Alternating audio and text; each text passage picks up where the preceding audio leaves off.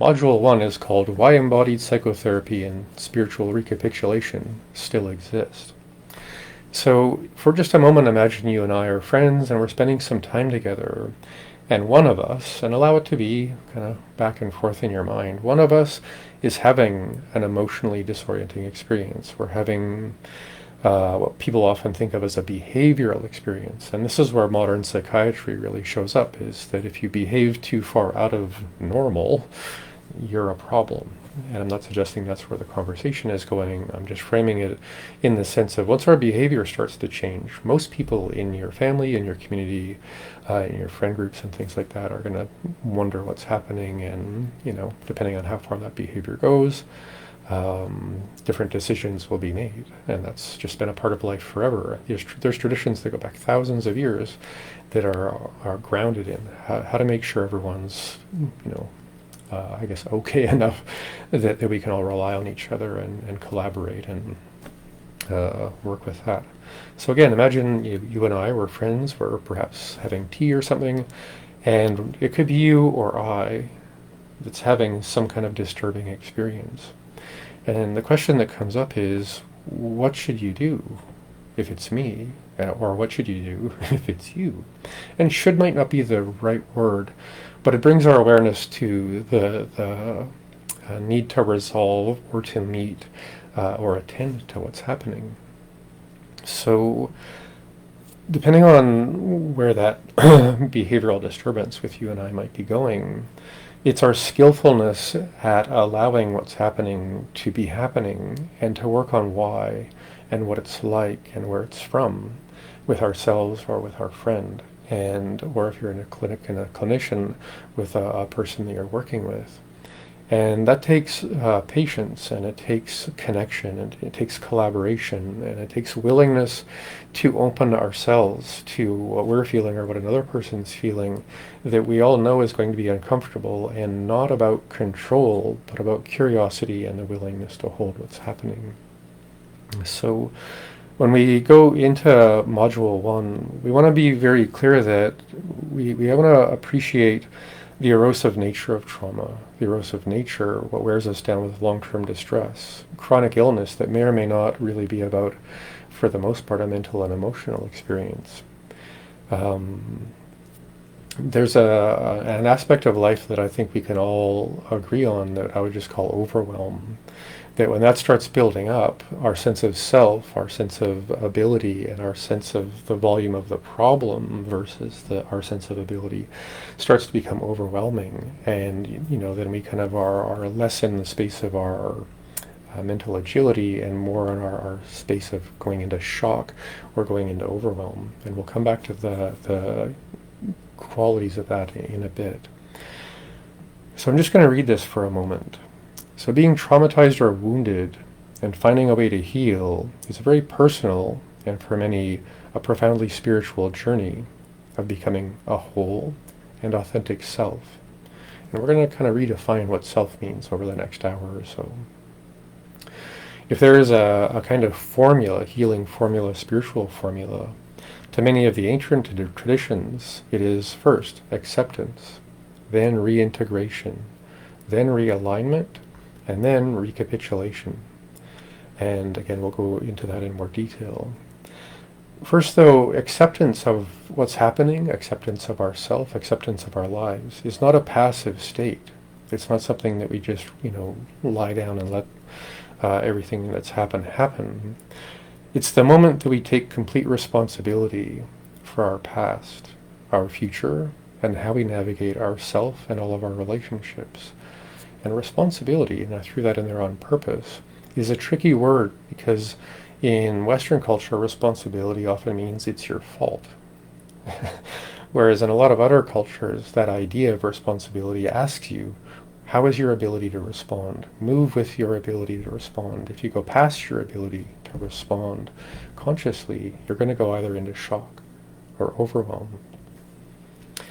So one of the central tenets of Chinese medicine, spiritual practice, Qigong, things like that, is a quote, and it says, "The mind and body meet in sensation.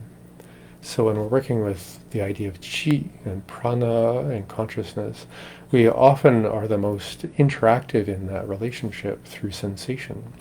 And it's not difficult to shift our sense of sensation if we have a practice. So a lot of what we're going to get into is a practice. So in the first module, why do these practices exist? Why do they still exist for thousands of years? We're going to go into that conversation we were just having in a bit more detail, and we're also going to introduce how traditional Chinese medicine's approach to embodied psychotherapy or trauma release is approached and how it's effective. And we're also going to mirror that with some Western approaches so that if you're not really familiar with Chinese medicine and how it works, it's often very symbolic in its terminology. It's easier for a lot of us in the West to go, oh, I understand what that means in the Western sense. Now I have a reflection for what that might mean in the Chinese medicine sense. We're also going to take a little tour into how a lot of the most common modern challenges that we face can be held and cared for and worked with in these ancient traditions. It's not a mismatch. Human life has been challenging for as long as humans have been humans. It's just making those connections really clear for ourselves so we'll know more clearly if we're working with ourselves or if we're a clinician working with patients, given the challenge someone's going through, what kind of skill set might be the best choice? What kind of practice might be the best choice?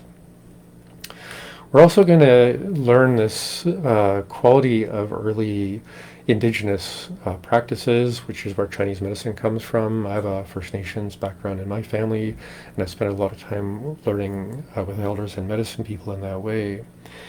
And there's this idea in those cultures and those paradigms we call as above, so below. What is happening with the mind happens with the body. And there's, excuse me, there's a lot more detail and things to unfold there.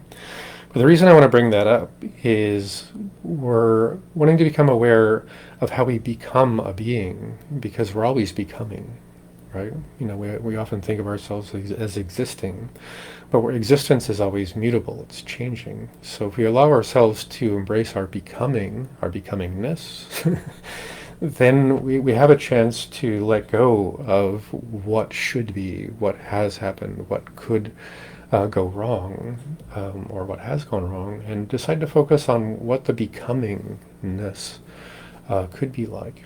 And these ancient traditions, in the sense of as above, so below, are very much rooted in what we call animism. And animism is a lot to get into right now, but it goes back to that feeling and that awareness that the mind and body meet in sensation. So if we engage in sensation in a way that seems more animistic, more alive, more almost like shape-shifting in a way, then we feel more empowered to what it is that we're going through. And more, you could say, a kind of spiritual mojo about the process of our becoming.